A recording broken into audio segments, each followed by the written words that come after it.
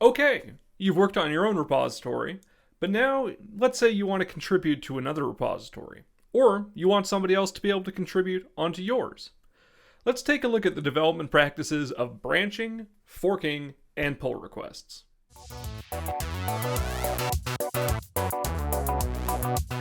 First off, please note this is a follow-up video. If you're new to Git or GitHub, I recommend watching part 1 before moving forward with this. You can find a link to it down in the doodly-doo below. As a general rule, the master or main branch of a repository should always be functional and shippable, meaning it should at least work.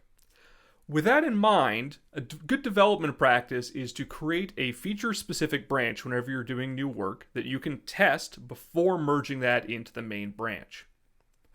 Today, we're going to create a feature branch, we're going to add a new file to it, and then we're going to create a pull request to get that merged back into the main branch of our project, the master branch in this case. After that, we'll also take a look at the forking model in GitHub, which allows you to contribute to projects that you may not have write access to. This is a very popular method for doing code contributions in open source projects. Picking up where we left off last time, we have our demo repository that we've been working with. So we have our README file up there right now, and we've also taken those changes and we've pulled them locally to make sure that we have access to them. So in my demo repository, I'm going to do an ls-l, and we can see I've got my README. The first thing we're going to do here is run git status so we can see which branch we're on. In this case, you can see we're on the master branch, the only one we have in the project, and we can confirm that as well by running git branch, which will list all of the branches. Since we want to make sure that this branch remains functional, or at least intact in our cases, while we do some new development, we're going to create a new branch here to add a shell script to this repository. So I'm going to run git checkout, which allows me to check out a branch, -b, create a new branch, and we're going to call this my new feature branch. Switch to a new branch, my new feature branch. So if I run git status here, we can see that I'm on branch, my new feature branch. Next up, what we're going to do is create a new file, and this is going to be a very simple shell script. So we're going to do vi hello world.sh. We're going to create this, bin bash echo hello world. Very simple.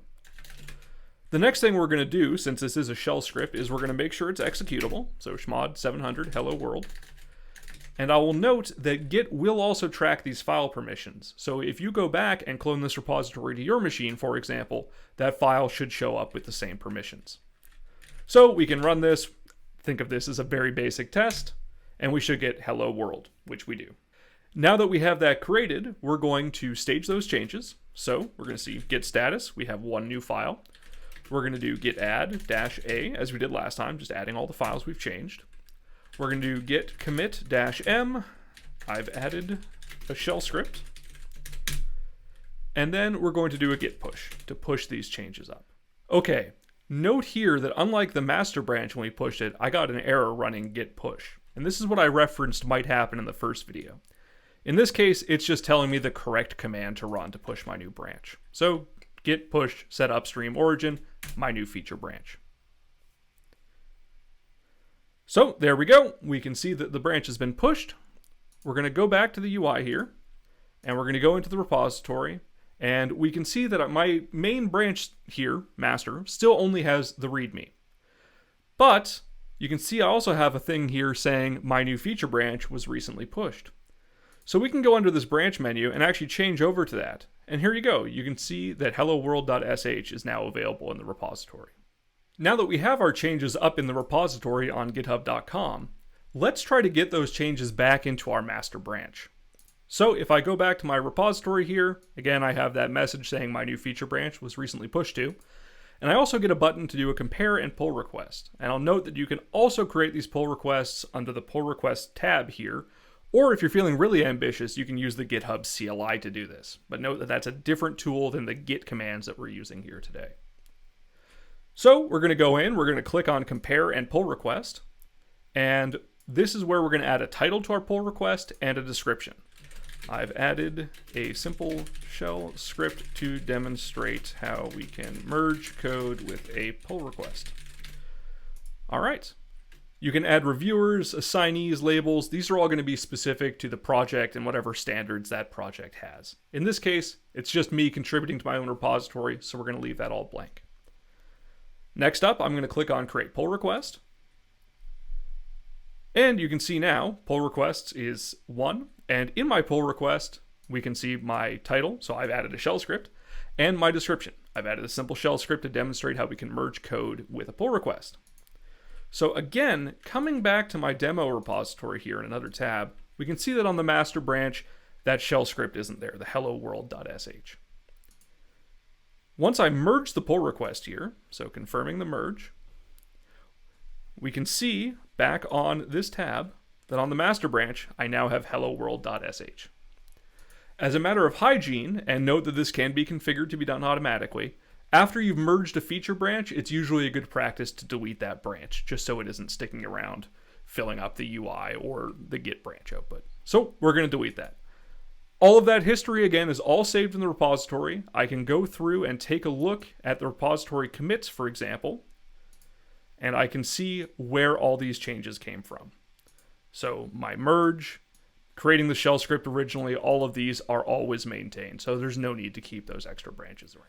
Okay, so now that we've looked at pulling in functionality to your own repository through pull requests, let's see what that looks like with a fork model using somebody else's repository. In the example here, we're going to take a look at a repository a buddy of mine has called Git Tutorial. Fitting, isn't it? So we're going to take that, and one thing you'll notice right off the bat when looking at somebody else's repository is you won't be able to commit changes to it. In some places you'll see a little edit button, but what that's going to do is the same thing we're going to do here. So up at the top right, we're going to click on fork. We're going to say that that needs to get forked to my repository, or my user, effectively. Note that that will only show up if you're a member of a few teams, organizations, whatever, on github.com. So now that we have that forking complete, we can see that that repository is now available at my account /gittutorial. So that's awesome. For example, coming in here again, if I want to clone it, which we're going to do, you can see that it's still referencing me. So my fork of this. So we're going to copy that. We're going to come on over here and we're going to clone that repository, again, just into our demo directory. So in here, you can see I now have the demo repository that we were working with, as well as the Git tutorial. So this is the new repository I've just forked. So in here, there are a few things. I'm not too worried about what's there. I don't want to edit any of the work that Tom has done, and I'm going to delete this pull request as soon as this video is done. But I'm just going to create a new file in here. So we're going to say vi hello.md, and we're just going to say hello Tom, which is the name of the person I'm forking this from. So usual thing, we're going to do git status. Great, we can see that we've got the file. We're going to do git add -a, git commit -m, adding a silly file. And then, oh, this is a good one to talk about here. So you can see that I used an exclamation point here. Because this is all running through bash, exclamation marks have a very specific context, which will try to run a command. If you need to use special characters, there's a different format to using that. So as a best practice, try to keep your commit messages quite simple. So adding a silly file. And then we're going to push that change up. Coming back to the browser here, we can see that we've got my version of it. And now we have hello.md, which just says hello Tom. This on its own isn't going to do much for me, right? This is not useful to Tom. It's not useful to anybody else accessing his repository. So what we're going to do is go over to this pull requests tab.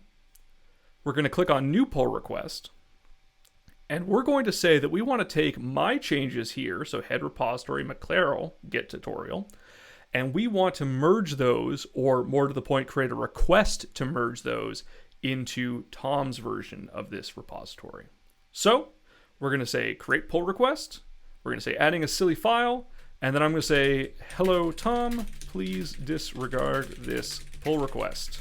I'm just doing a demo. I'm going to create the pull request. And there we go.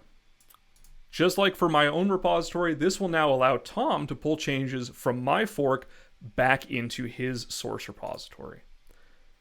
And if we navigate over to that, we can see that, again, under his repository here, we've got this same pull request open.